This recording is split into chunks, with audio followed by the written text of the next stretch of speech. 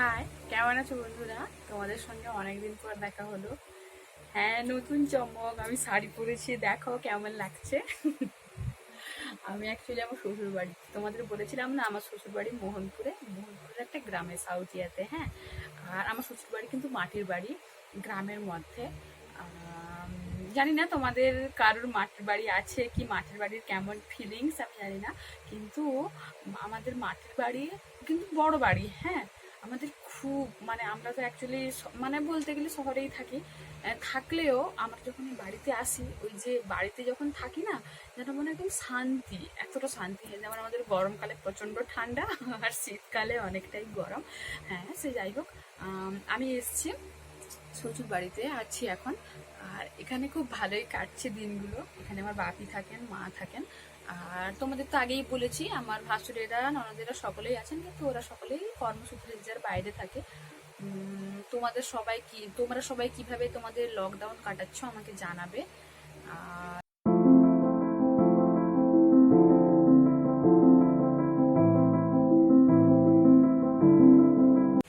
জিনিসটা হচ্ছে স্কার্ফ বুক।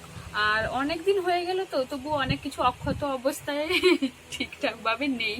আর আমি যখন আমার বয়ফ্রেন্ড ছিল তখন গিফট করেছিলাম। আর আমাদের ওই যে বয়ফ্রেন্ড বললাম, তোমাদের নিশ্চয়ই অনেক সন্দেহ হচ্ছে, তোমাদের সঙ্গে একদিন অবশ্যই শেয়ার করব আমাদের লাভ স্টোরিটা। আর ওকে ওটা গিফট করেছিলাম, তোমাদেরকে দেখাচ্ছি, চলো দেখো। ওগুলো ঠিক উঠে উঠে গেছে, কিন্তু ওগুলো এইভাবে, এটা ছিল ফ্রন্ট পেজটা,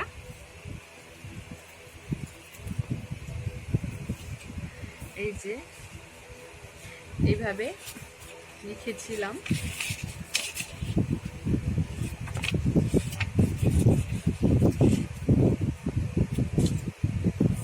এই যে স্মাইলি, ছোট্ট স্মাইলি দিয়ে। তারপরে দেখো, এটা জরির কাজ করেছি। আর এটা হচ্ছে যে বিয়ের কার্ডগুলো যেগুলো হয় না, ওইগুলো দিয়ে বানানো। আর ওগুলো তো সব লেখা আছে। হ্যাঁ, এরকম লিখেছি, তোমাদের যা ভালো লাগে, যেভাবে ভালো লাগে লিখতে পারো। আর ওটা ওই কাগজের ছোট ছোট ফুলগুলো যেগুলো হয় না, মানে আর্ট পেপার যেটা হয়, ওটাকে কেটে কাটিং করার পর এরকম ছোট ছোট ফুল করে বানিয়েছি। এরকম ভাবে ওখানে প্রত্যেকটা পেজকে সাজিয়েছি তখন যেটা ইচ্ছে করেছে। এটা একটা দেখো, এই যে এভাবে লেখা, এভাবে। এই পাশটা দেখো, এটা এইভাবে এরকম জরির কাজ করেছি, এইরকম ভাবে দিয়েছি। এটা একটা এইরকম লিখেছি।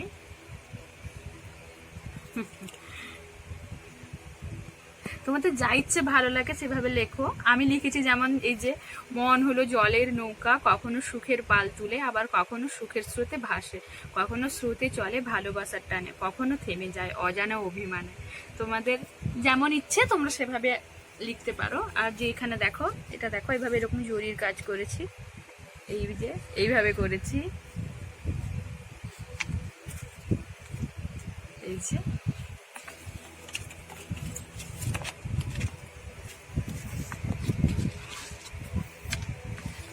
দেখো। এগুলো এগুলো পাতার মতন করে কাটিং করেছি, তো পাতার মতন করে কেটে তারপর এইরকম ভাবে স্মাইলি চিটিয়েছি। এটা ছিল খুব ফুলে গেছে আর কি।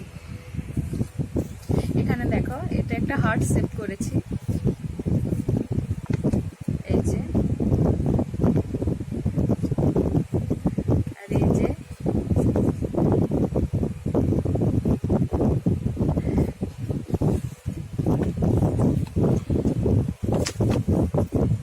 তারপর দেখো,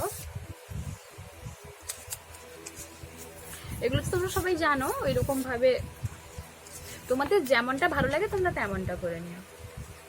এই যে এখানে লিখেছি, ভালোবাসার মানে শুধু এই নয় যে তোমার উপযুক্ত কাউকে খুঁজে পাওয়া, কিন্তু একটা সত্যিকারের সম্পর্কের মানে এই নয় তুমি শুরুতে তাকে কতটুকু ভালোবাসতে, এর মানে এই যে শেষ পর্যন্ত তুমি তাকে কতটুকু ভালোবাসতে পেরেছো। আমার যা মনে হয়েছে আর কি, তাই সব লিখে ফেলেছি।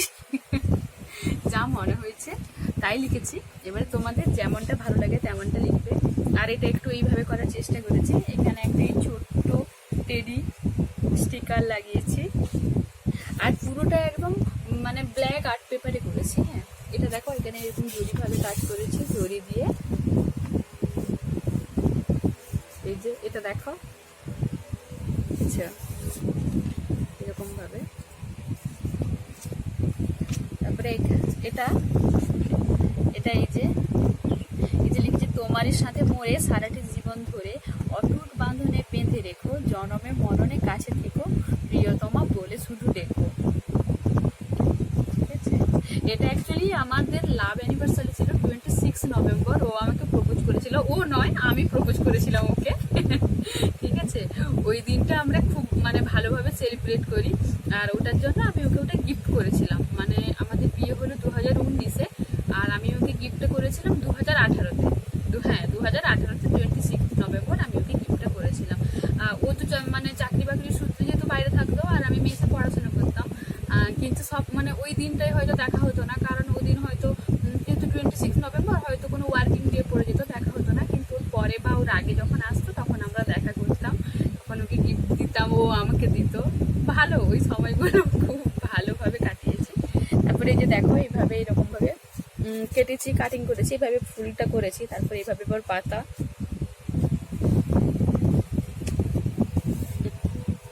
এই যে এটা পিঙ্ক, ওটা লিখে দিয়েছি।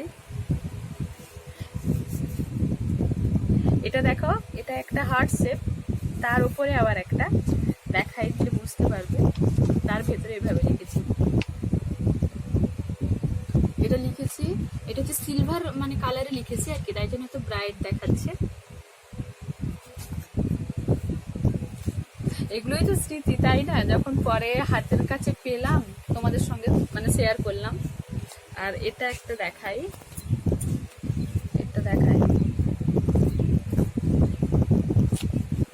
এই যে এই লিখেছি, মনে মনে স্বপ্নে শুধু তোমাকে পাই, অন্তরে অন্তরে লিখেছি নাম শুধু তোমারই ভালোবাসায়। আচ্ছা, এখানে একটা দেখো, এখানে দেখো একটা লিখে তোমাদের সঙ্গে শেয়ার করছি। এখানে লিখেছি, একদিন স্বপ্নেরা জীবনকে প্রশ্ন করলো, আমরা সত্যি হবো কবে? জীবন হাসলো এবং বলল, কখনো না, কারণ যেদিন তোমরা সত্যি হবে সেদিন আমি মূল্যহীন হয়ে পড়বো। আর এটা দেখো, ছোট্ট একটা। আর এখানে দেখো, এটা দেখো, এই যে এইভাবে, আর দুদিকে দুটো হার্ট শেপ দিয়েছি, আর এভাবে লিখেছি। যদিও আমার হ্যান্ড রাইটিংটা অতটা ভালো নয়, তবুও নিজের হাতে কিছু তৈরি করে দেওয়ার অনুভূতিটাই আলাদা। আর আমি তো যেহেতু সাহিত্যের মানুষ, আমার কাছে অনুভূতিটাই সবচেয়ে বড় জিনিস। এটা দেখাই, দেখো, এটা একটু আলাদা। এই যে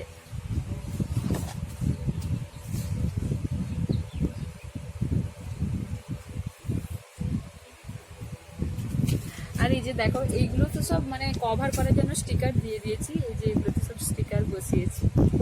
এটা দেখো, স্মাইল, কারণ প্রত্যেক মানুষের জীবনে স্মাইলের খুব প্রয়োজন। যত কিছু প্রবলেম আসুক না কেন, দেখো সবার জীবনে তো প্রবলেম আছে, তাই না? কিন্তু সেই সমস্যার সমাধানটা হচ্ছে সবচেয়ে বড় জিনিস। যত সমস্যা আসুক না কেন, সবসময় স্মাইল।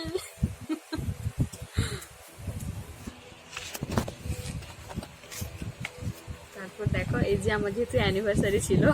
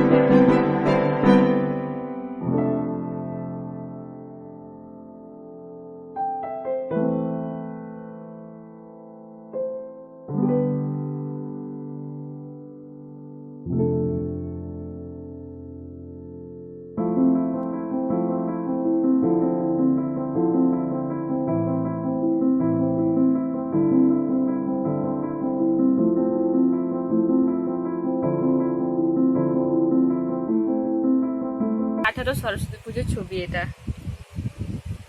ওই ছবিটা দিয়ে একটা লাভ সাইনের উপর, তারপরে এই যে দেখো এটা হচ্ছে ওই যে মানে বাজারে যে আর্টিফিশিয়াল গোলাপগুলো পাওয়া যায় না, ওইগুলো। তারপরে নিচেরটা এইভাবে লিখে দিয়েছি, happy anniversary to the most wonderful কাপল।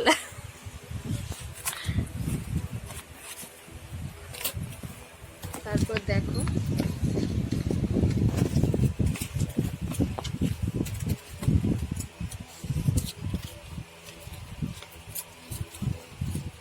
এই যে দেখো, তারপরে এই যে এই লেখাটা দেখো, এখানে লিখেছি একটা জীবন মানে একটা গল্প, একটা মন মানে একটা ভালোবাসার মন্দির, একটা প্রেম মানে একটা সোনালী স্বপ্ন, একটা মিলন মানে একটা সুখের স্বর্গ। আর এটা এইভাবেই করেছি।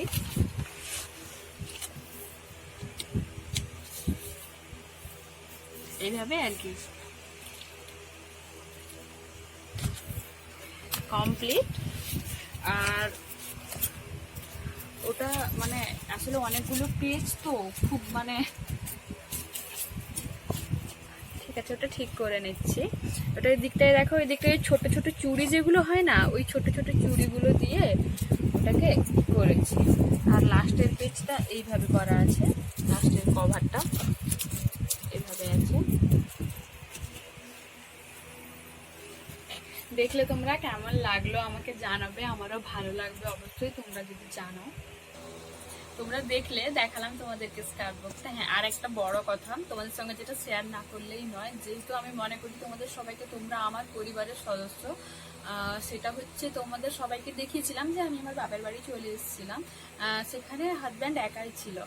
তারপর সেই সময় লকডাউন কিন্তু ঘোষণা হয়েছিল না। হ্যাঁ, আমি এসেছিলাম যেহেতু বৃহস্পতিবার দিন, তারপর ঘোষণাটা হয়েছিল শনিবার দিন। যখন লকডাউন ঘোষণা হয়ে যায় তখন অফিসও মানে ছুটি তখন ওর হয়নি। হ্যাঁ, তখন ছিল যে ওর ওয়ার্ক ফ্রম হোম, তখন ওই নোটিশটা কিছু আসেনি। তারপর ওর কিন্তু নোটিশটা এসছে রবিবার দিন যেহেতু রাত্রে।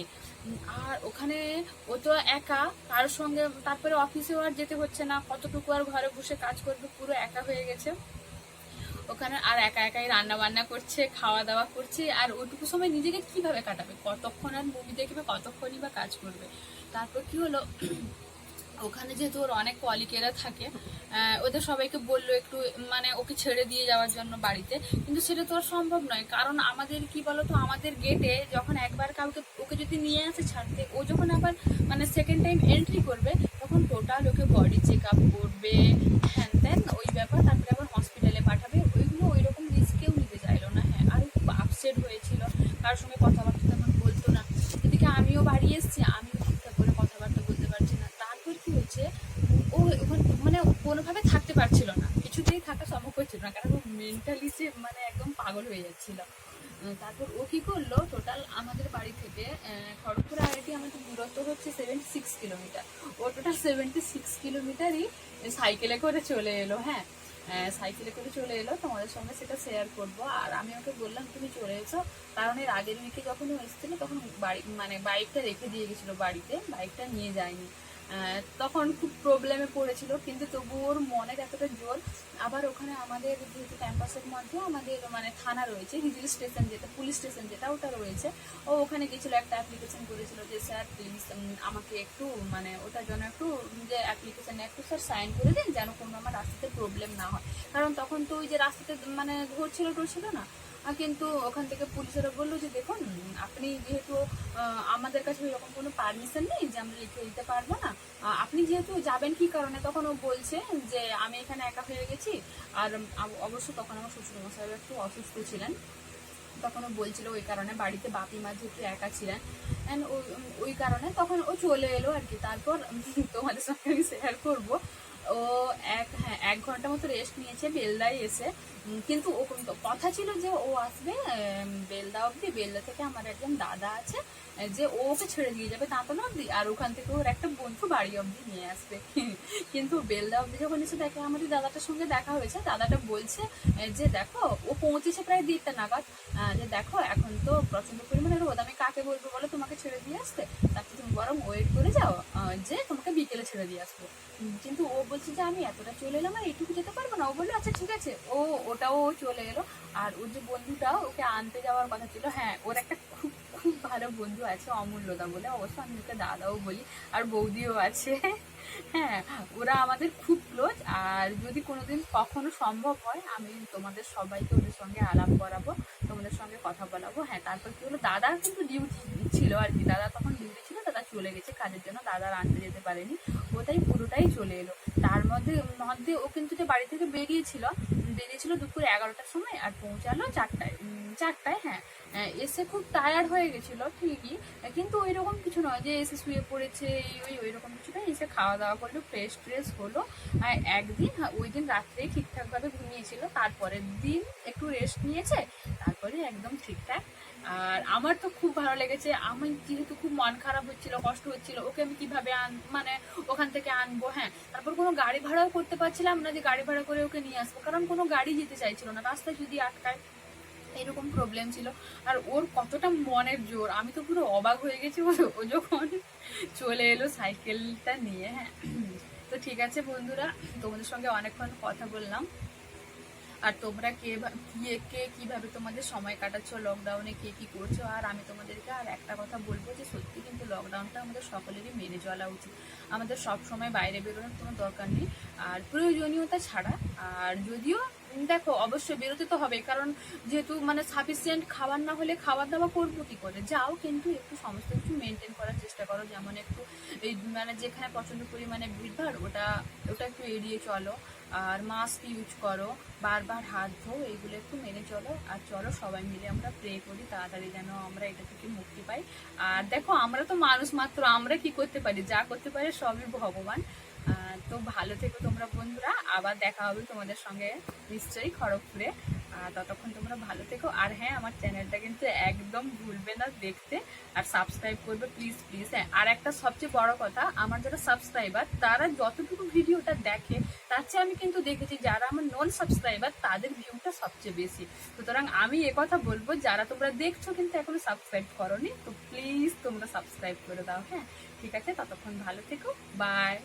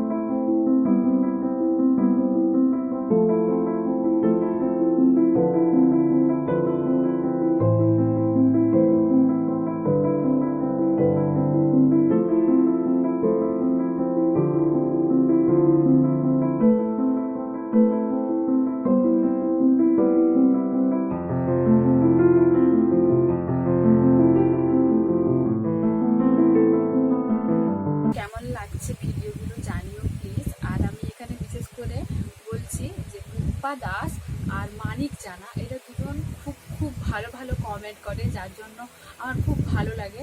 তোমরাও প্লিজ কমেন্ট করো, আমার ভালো লাগবে, তাহলে আমি বুঝতে পারবো। আর এই কমেন্টের মাধ্যম তো একটাই মাধ্যম না, যেটাতে তোমাদের সঙ্গে আমি কমিউনিকেশন করতে পারি। আর কেমন হচ্ছে কি হচ্ছে, ভালো লাগছে কিনা তোমরা আমাকে জানিও।